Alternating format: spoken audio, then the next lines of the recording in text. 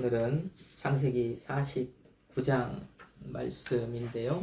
창세기 49장은 우리가 잘 아는 바와 같이 야곱의 축복 기도가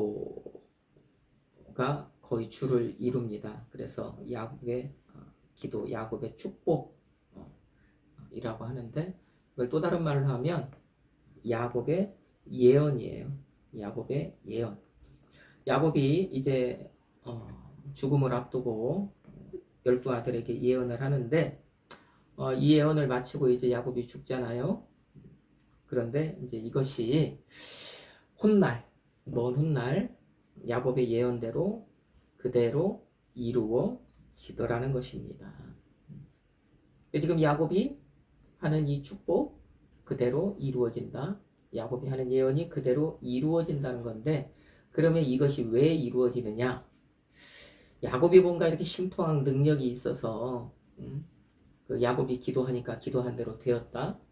우리가 어떤 그런 무속적으로 그렇게 이해할 것이 아니죠. 우리가 신앙이라고 하는 것은 그런 우연 또는 어떤 한 사람의 뭐 신비한 능력 이런 것들이 아니라 항상 우리가 성경에서 좀 답을 찾아봐야 하는데, 이 야곱이 지금 12아들을 향해서 축복하는 이 내용을 봐도 그런 것들이 드러나요. 그래서 이게 뭐냐면, 야곱이 지금 축복을 하는데 그것이 그대로 이루어지고, 그러면 이것이 왜 이루어졌느냐라고 하는 것을 생각할 때 그것은 간단하다. 우리가 생각할 때 간단하게 생각할 수 있다.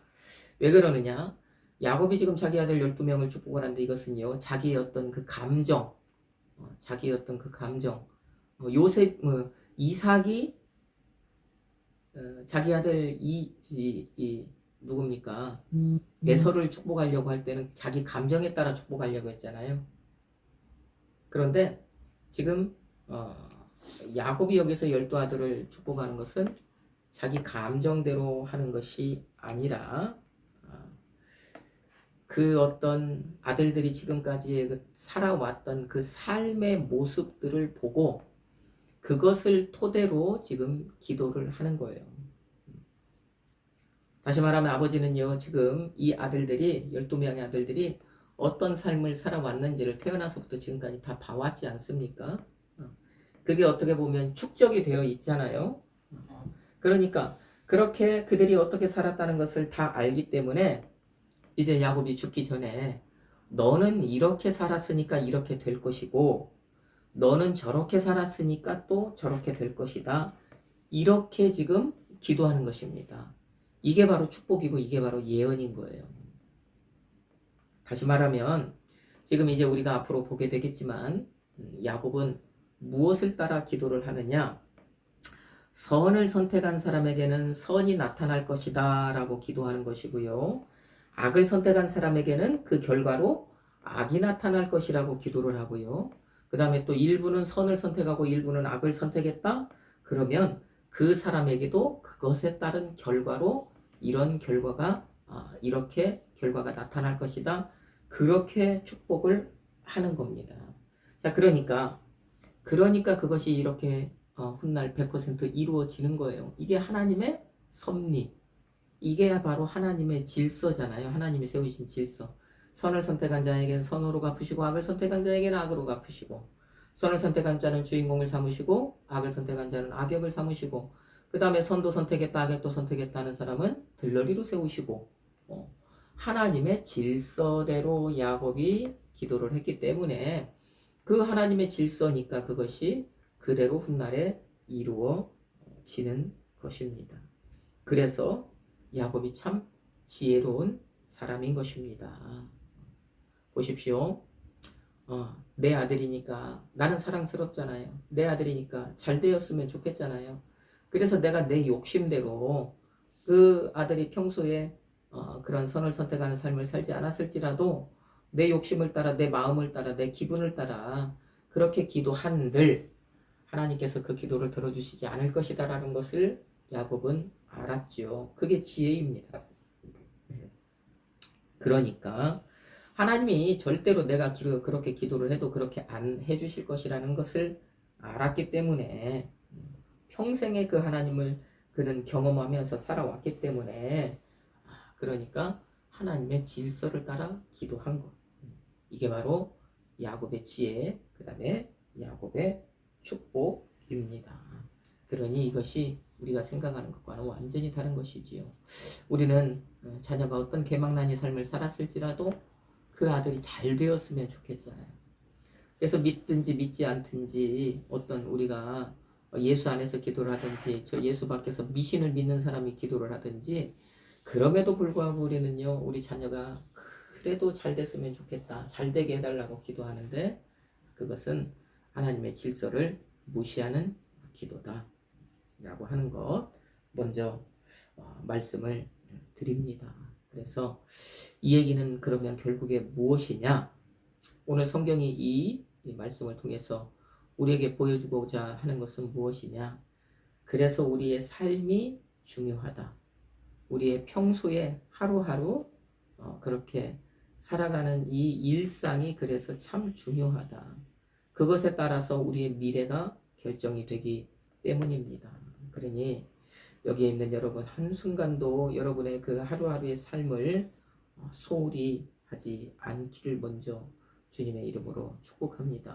아멘. 내가 걸어온 길은 결국에는 내가 책임지는 것이다 라고 하는 이 사실을 깨달으시고 그 흔적은 누구도 못 지운다고 하는 거 그것을 깨달으시고 하루하루의 삶을 정말로 소중하게 그렇게 살아낼 때에 하나님은 분명히 내가 살아온 삶을 따라서 복을 주실 것입니다. 아멘. 이게 바로 하나님의 인격이고 그것을 믿고 그대로 따라 행하는 것이 하나님을 인격적으로 믿는 것입니다. 야곱은 이것을 알았던 것입니다.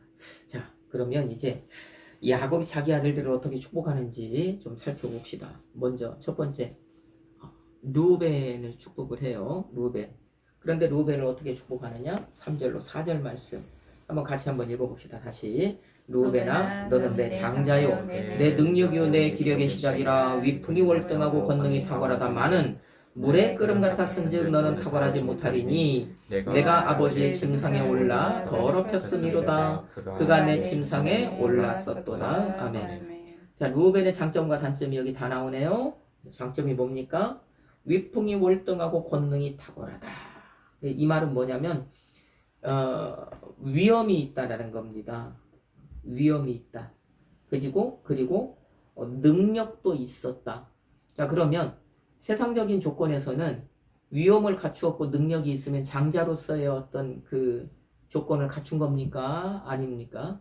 갖춘 거죠. 갖춘 겁니다. 그러니까 장자로서 너의 겉모습만, 너의 지금 그 육신의 어떤 모습만을 봤을 때는 장자로서 충분하다. 너는 내 장자가 될 그런 자격이 충분하다. 그런데 너는 문제가 있다는 거죠. 그 문제가 뭐였습니까? 단점이에요. 아버지의 침상에 올라서 아버지의 침상을 더럽혔다는 얘기입니다. 이 얘기가 뭡니까? 이 얘기가 저 창세기 35장 22절 말씀이거든요. 르우벤이 그 서모를 간통했던 그 사건을 얘기하는 겁니다. 이게 바로 르우벤이 가진 장점보다 더 큰 거가 되는 거예요. 장자로서 갖춰야 할 너는 위엄도 있고 능력도 있지만 그것보다 아버지의 여자를 범한 이것이 더 큰 것이다. 그러니 너를 만약에 그럼에도 불구하고 너를 이 집안의 장자로 세우면 너를 보고 동생들이 뭐를 배우겠느냐? 너를 보고 너의 후손들이 뭐를 배우고 또 너의 동생들의 후손들이 무엇을 배우겠느냐? 아, 우리도 그렇게 살아도 되겠구나 라고 생각할 것 아니냐는 것입니다. 그러니까 너는 장자가 되어서는 안 된다. 이 가문의 장자가 되어서는 안 된다 하고 장자로서 탈락 이렇게 지금 말한 것입니다. 보십시오. 그러니까 제가 서두에서 말씀을 드렸던 것처럼 자기가 했던 것을 지금 자기가 책임지는 거예요. 자기 살아온 삶을 자기가 책임지는 거예요. 자기가 살아온 것이 자기가 그렇게 책임을 지는 그 모습을 통해서 야곱은 르우벤을 축복하는 것입니다. 하나님이 복 주실 때 이렇게 주신다. 그렇게 이야기를 하는 겁니다. 자, 그 다음에 두 번째. 장자로서 그래서 르우벤이 장자로서 탈락을 하고 자, 그 다음 순서가 누굽니까? 자, 육신의 어떤 그 순서를 따르자면 시몬과 레위예요. 자, 그러면 시몬과 레위는 또 뭐라고 합니까? 야곱이 축복을 하는데 5절 말씀. 시몬과 레위는 형제요. 그들의 칼은 폭력의 도구로다. 아멘.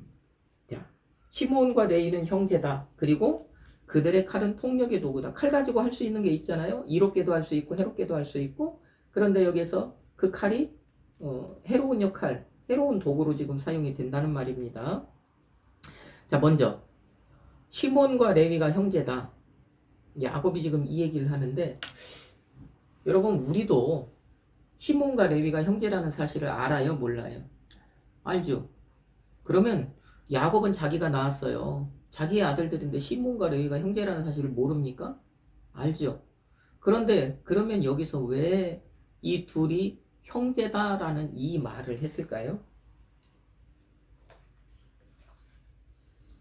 여기는 어떤 뜻이 있겠죠?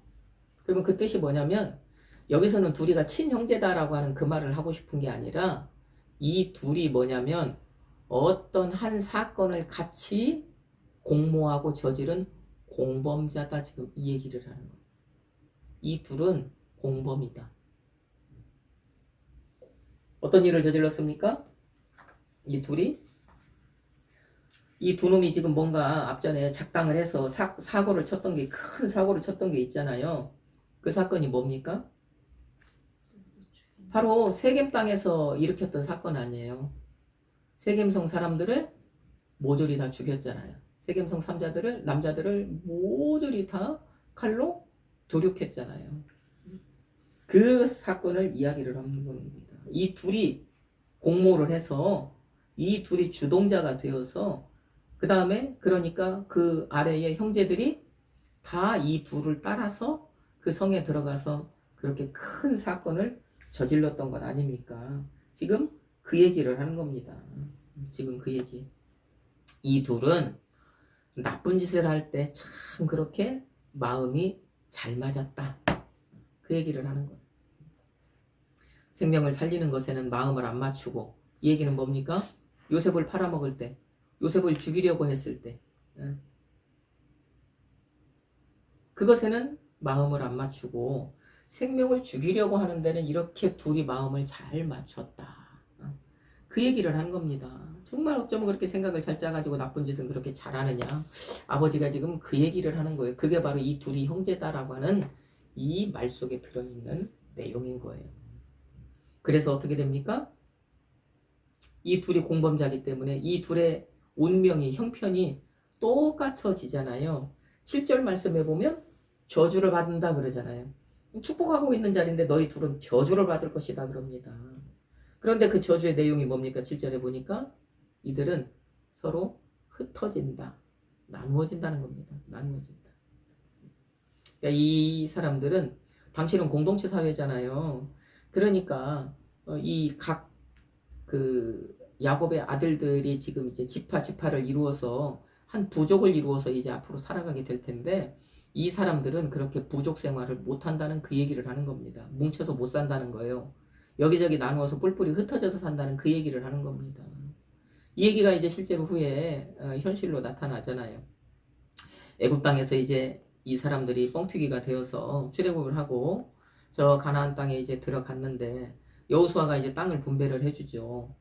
그럴 때 땅을 분배를 하는 거 보면은요, 이 시므온 지파는 땅을 못 받아요. 처음에는 쬐끄만한 어디 그 유다 땅 변방에 조그만 거 하나 받기는 받습니다. 그런데 얼마 가지 못해서 이 시므온 지파는요, 이 자기네들이 받았던 그 땅조차도 그 유다 족속에 다 흡수돼 버려요.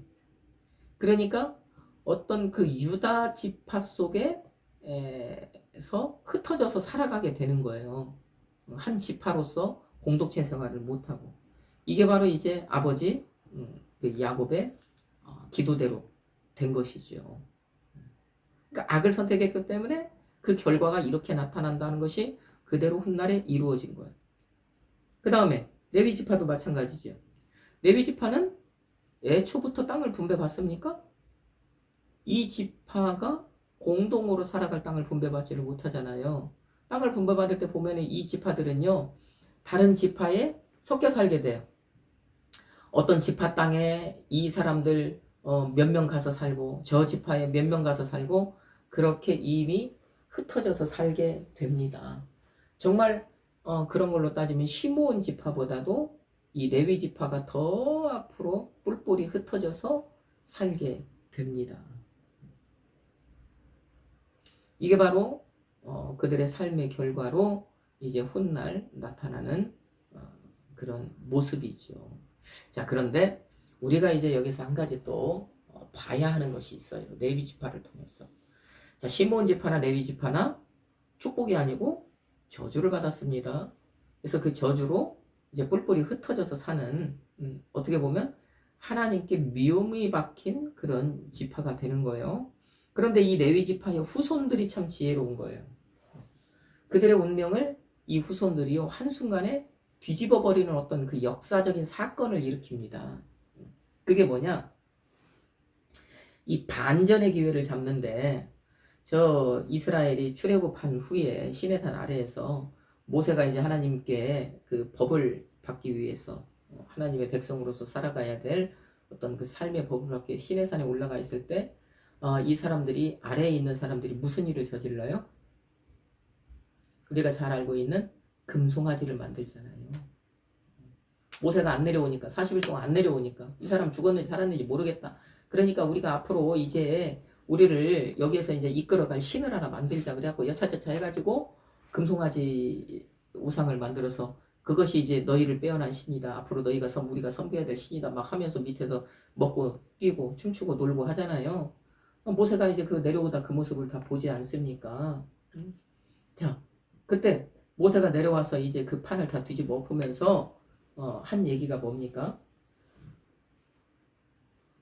하나님 편에 설 자들 나와라 합니다. 하나님 편에 설 자들 나와라. 그게 바로 이제 이 레위 지파의 상황을 반전시키는 계기가 되는 거예요. 성경을 한번 찾아볼까요? 출애굽기 32장. 자, 그 내용을 우리가 한번 보는 겁니다. 출애굽기 32장 26절로 29절 말씀. 26절에서 29절 말씀 우리 같이 한번 읽어봅시다. 이에 모세가 진 문에 서서 이르되 누구든지 여호와의 편에 있는 자는 내게로 나오라 하매 레위 자손이 다 모여 그에게로 가는지라. 모세가 그들에게 이르되 이스라엘의 하나님 여호와께서 이렇게 말씀하시기를 너희는 각각 허리에 칼을 차고 진 이 문에서 저 문까지 왕래하며 각 사람이 그 형제를, 각 사람이 자기의 친구를, 각 사람이 자기의 이웃을 죽이라 하셨느니라. 레위 자손이 모세의 말대로 행하매 이날의 백성 중에 3,000명가량이 죽임을 당하니라. 모세가 이르되 각 사람이 자기의 아들과 자기의 형제를 쳤으니 오늘 여호와께 헌신하게 되었느니라. 그가 오늘 너희에게 복을 내리시리라. 아멘. 자, 이 말씀이에요. 모세가 지금 그렇게 산에서 내려와서 보니까 엉망진창 일을 벌여놨잖아요. 그러니까 너무 기가 차요. 이것을 해결을 해야 돼요. 하나님의 말씀에 따라서. 그런데 혼자서는 안 되겠잖아요. 그러니까 나를 도와서 이 문제를 해결할 사람 나오라고 했더니 레위 지파 사람들이 나온 거예요. 그래서 이 사람들이 아까 야곱이 우리가 보고 있는 본문 말씀에서 칼을 잘 쓴다고 했어요? 안 쓴다고 그랬어요? 그들의 칼은 폭력의 도구라고 했잖아요. 칼 잘 쓰는 사람들이에요. 그러니까 칼 가지고 세겜성 사람들을 다 그렇게 끝낸 것 아닙니까? 칼잡이들이에요, 칼잡이들. 자, 그런데 이 사람들이 그렇게 칼을 잘 쓰는데 모세가 나오라고 하니까 나와가지고 그들의 주특기, 이 칼 쓰는 이 주특기를 가지고 지나가면서 이제 사람들을 죽여요. 많은 사람을 죽여요. 그런데 성경이요, 그렇게 자기 동포, 자기 형제자매, 자기 이웃을 죽였는데 이것을 성경이 지금 우리가 읽었는데 뭐라고 얘기한다고요? 여호와께 헌신했다, 그렇게 말씀을 한다고요. 여러분, 이것을 왜 여호와께 헌신했다라고 말씀을 할까요? 사람을 죽였는데, 생명을 죽였는데 이것은 다른 게 아닙니다. 만약에 하나님께서 그때 그 모습을 보시고 하나님께서 직접 그 사람들을 이제 치셨다면 끝났겠죠. 거기서 멸절을 당했겠죠. 왜? 하나님은 다른 큰 민족 하나 또 만들면 되니까. 자, 이것을 우리 쉽게 말하면 우리 그냥 그 일상에서 쉽게 이해를 하면 아버지가 어떤 아들 때문에 많이 지금 화가 났어요. 벼르고 있습니다. 아들이 들어오는 거예요. 그러니까 이놈 잘됐다. 너 따라 들어와 하는데 중간에서 엄마가 싹 가로채는 거죠. 아버지가 그 애를 잡아채기 전에 엄마가 먼저 중간에 껴갖고 이놈의 자식 막 하면서 엄마가 먼저 막 타작을 해대는 거예요. 자, 그러면 아빠가 그럼에도 불구하고 그놈을 데려다가 어떻게 할 수 있어요? 없어요? 못 하잖아요. 엄마가 먼저 선수를 쳐버리니까 아빠는 그냥 눈만 껌벅껌벅 하고 있을 수밖에 없는 것입니다. 그 얘기를 하는 거예요, 키가.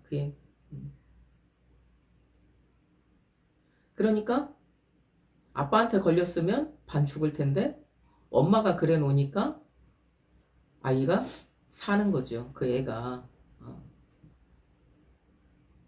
그 얘기를 하는 겁니다. 이것을 여호와께 지금 헌신이라고 얘기를 한 거예요. 하나님이 직접 손대면 다 죽어야 됩니다. 그런데 이 레위 지파가 나섰기 때문에 3,000명으로 끝냈다는 얘기예요. 3,000명으로. 그래서 그것이 여호와께 헌신한 것이다. 여호와께 드린 것이다. 여호와께 잘한 것이다. 하나님이 하실 일을 대신했기 때문에 잘한 것이다. 그래서 너희가 여호와께 헌신했기 때문에 하나님께서 너희에게 복 주실 것이다. 여기에서 이제 상황이 반전이 되는 거예요. 그때서부터요, 이 레위 지파가요, 그 일로 인해서 하나님을 가장 가까이서 섬기는 지파가 된 것입니다. 레위 지파 사람들이 그래서 대제사장, 제사장, 성전에서 섬기는 사람들이 다 되지 않습니까? 하나님이 다시 말하면 이 칼질 잘하는 거 이것을 안 버리고 잘 사용을 하시는 거예요. 이 칼질을 하고 이 칼질을 잘하는 이것이 레위 지파 사람들한테는 장점입니까? 단점입니까? 여러분이 생각할 때 단점이잖아요. 이것 때문에 망했잖아요. 자기 조상이. 이것 때문에 저주받았잖아요. 이것 때문에 그 후손들이 대대로 지금 저주 가운데서 그들의 칼은 폭력의 도구다. 불법적인 것에 쓴다. 라고 하는 그것 때문에 지금 그런 삶을 살아가고 있는데 하나님께서 그 칼 잘 쓰는 이 단점을 장점으로 바꿔 놓으셔요.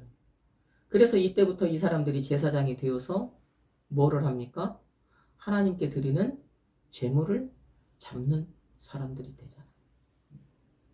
큰 제물들은요, 당시에 성전에 이 제사를 드리러 오면 뭐 소나 양이나 이런 것들을 갖고 오면 본래 큰 제물들은 제사를 드리러 온 사람들이 잡아요. 왜 그러냐면 그 제물이 결국에는 누구예요? 자기거든요. 자기. 그러면 그 제물을 잡으면서 그 짐승이 울부짖는 소리, 그 짐승이 괴로워하는 소리, 그런 피 흘리는 그런 모습을 보면서 이 사람이 같이 괴로운 거예요. 내가 죽어야 하는 그것을 지금 짐승이 당하는 거, 내가 당해야 되는 괴로움을 이 짐승이 대신 당하는 거, 그것을 짐승을 잡으면서 이 사람이 다 겪는 거예요. 그래서 큰 짐승들은요, 제사를 드리러 그 짐승을 가져온 이 제주라고 하죠. 이 사람들이 잡아요. 근데 성경을 보면 아주 작은 새 하나도 제물이 되어야 한대요.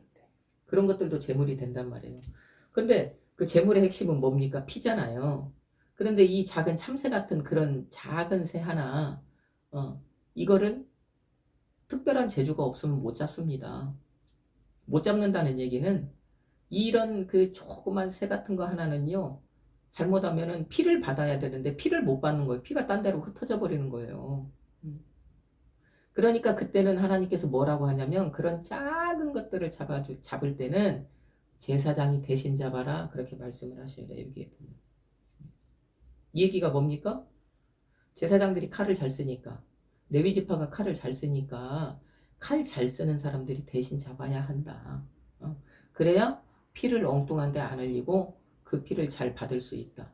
두 번, 세 번 재물 피를 잘 못 받으면 또 잡아야 되고 또 잡아야 되고 하는데 그런 일을 하지 않고 한 번에 그 피를 받아서 제사를 마무리할 수 있다. 그러니까 그때는 칼 잘 쓰는 레위 지파가 해야 한다. 그렇게 말씀을 하셔요. 성경에 보면. 근데 하나님께서는요. 지금 이 레위 지파의 단점을 장점으로 바꾸어서 사용을 하시는 것입니다. 그러면 우리가 여기서 생각해야 될 것이 뭐냐면, 자, 오늘 우리에게도 각각 개개인의 장점이 있고 반대로 또 단점이 있습니까? 없습니까? 단점도 분명히 있습니다. 사람이기 때문에 장점이 있는 반면에 단점이 있다는 거예요. 그런데 그럼에도 불구하고 하나님은요, 우리가 정말 그 내 단점, 내가 생각할 땐 내 허물, 내 허물이라고 생각을 하고, 내 안 좋은 면이라고 생각하고, 내 부끄러운 것이라고 생각을 하고, 자꾸 감추고 싶어 하고, 이런 것들, 내가 생각할 때는 그런 것들인데, 하나님께서는 그것도 다 쓰시더라는 것입니다. 그리고 하나님께서 그것을 쓰시면 그 단점이 장점이 되어서 아주 빛이 나게 되더라는 거예요. 여러분, 저를 비롯해서 이 자리에 있는 우리 모두에게는 단점이 있잖아요. 그것이 내가 생각할 땐 참 감추고 싶은 것이잖아요. 없었으면 좋은 것이잖아요. 정말 왜 나는 이렇게 이런 것들이 나한테 있을까? 나도 남들처럼 저런 면이 좀 있었으면 좋은데 그런 것들이 있는데 하나님께서는 그것을 귀히 쓰신다는 거예요. 하나님은 그것을 나쁘게 보지 않는다는 거예요. 하나님께서는 그것을 상황을 이 레위 지파의 상황을 반전시키는 것처럼 그것을 사용하시면서 그것을 오히려 더 빛이 나게 하실 수 있는 분이시라는 겁니다. 그러니 오늘 레위 지파가 그랬던 것처럼 여러분도요. 정말 나는 이런 단점이 있다. 나에게는 그것을 정말 나쁘게 생각할 필요가 없다는 것입니다. 그것을 부끄러워서 할 필요가 없다는 얘기입니다. 그것을 막 감추려고 할 필요가 없다는 것입니다. 하나님은 여러분에게 있는 장점은 장점대로 쓰시고요. 또 단점은 단점대로도 하나님께서 다 쓰신다는 거예요. 하나님은 여러분의 있는 그 모습 그대로를 다 사랑하시고 그 모습을 다 귀하게 사용하신다는 겁니다. 그래서 오늘 보니까 레위는 레위대로 쓰시고 요셉은 요셉대로 쓰시고 훗날 바울은 바울대로 예수님의 그 제자들은 제자들대로 다 용도대로 그렇게 그거에 맞게 사용을 하시잖아요. 그래서 오늘 내가 가지고 있는 것이 한편으로 내가 정말 안 좋은 것이다, 단점이다라고 생각할 수 있는 그것조차도 하나님이 보실 때는 그것이 가장 좋은 것이다 라고 하는 이것, 여러분 이것에 위로를 받으시기를 바랍니다. 아멘. 자, 오늘 두 가지를 여러분 이 야곱의 축복 기도를 통해서 먼저 두 가지로 오늘 말씀을 드렸습니다. 하나는 뭐냐? 이 복이라고 하는 것, 하나님이 주시는 복이라고 하는 것은 그냥 하늘에서 뚝 떨어지는 것이 아니라 내 삶이 원인이 되어서 나타나는 결과다. 내 삶이 원인이 되어서 찾아오는 결과다 라고 하는 것, 이 한 가지를 먼저 말씀을 드렸습니다. 하나님은 선을 선택한 사람에게는 선으로 갚으시고 악을 선택한 사람에게는 악으로 갚으신다는 것. 그러므로 이 자리에 있는 여러분 모두 매 순간순간의 삶이 하나님이 원하시는 선을 선택하는 삶이 되기를 주님의 이름으로 축복합니다. 아멘. 하나님이 선을 선택한 사람에게 주시는 아름다운 복을 그래서 여러분 모두 풍성하게 받아 누리기를 주님의 이름으로 축복합니다. 아멘. 그리고 두 번째, 하나님은요, 내가 약점이라고 생각하고 단점이라고 생각하는 그것도 기뻐 사용하신다라고 하는 것을 레위를 통해서 살폈습니다. 그것을 통해서 오히려 그 단점을 가지고 나를 더 빛이 나게 하신다라고 하는 이 사실을 우리가 살폈습니다.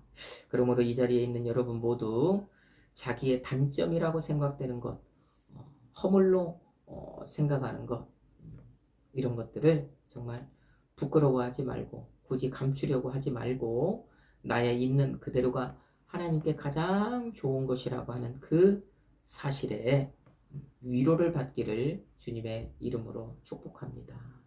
오늘 이 자리에 있는 여러분 모두 오늘 들은 이 말씀을 믿는 그리스도인 되기를 주님의 이름으로 축복합니다. 그리하여서 그 믿음으로 인해서 정말 하나님 앞에서 해처럼 빛나고 별처럼 빛나는 복을 풍성하게 받아 누리는 여러분이 되기를 예수님의 이름으로 축복합니다. 아멘.